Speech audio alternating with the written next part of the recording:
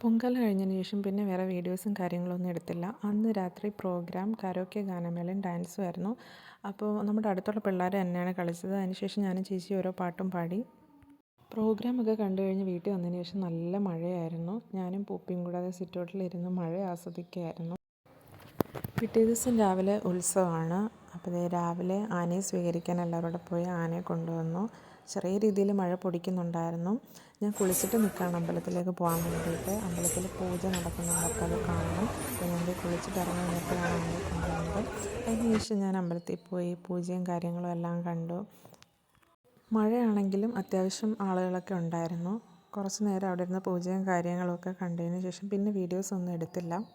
അങ്ങനെ വൈകുന്നേരം താലപ്പൊലിയും കാര്യങ്ങളൊക്കെ എടുക്കാനായിട്ട് നമ്മുടെ അമ്പലത്തിൽ നിന്ന് അടുത്തുള്ള അമ്പലത്തിലേക്ക് ആനയെ കൊണ്ടുപോവാണ്. താലപ്പൊലിയും കാര്യങ്ങളൊക്കെ അവിടെ നിന്നാണ് തുടങ്ങുന്നത്. അവിടെ നിന്നാണ് ഇവിടുത്തെ അമ്പലത്തിലേക്ക് വരുന്നത്. അപ്പം ആനയെ അമ്പലത്തിലോട്ട് കൊണ്ടുപോവാണ്. അങ്ങനെ അവിടെ നിന്ന് ഘോഷയാത്രയും കാര്യങ്ങളും എല്ലാം അമ്പലത്തിൽ വന്നു. ദീപാരാധന നടക്കുകയാണ്. ചെറിയ രീതിയിൽ മഴയും പൊടിക്കുന്നുണ്ട്.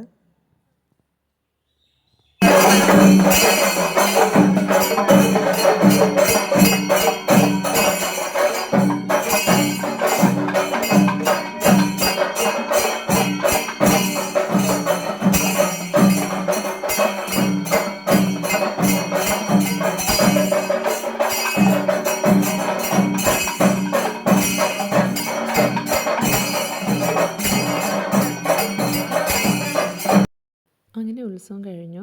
നാടകമായിരുന്നു പ്രോഗ്രാം. കുറച്ച് നേരം നാടകമായിരുന്നു കണ്ടതിന് ശേഷം പിന്നെ തിരിച്ച് വീട്ടിലോട്ട് പോയി.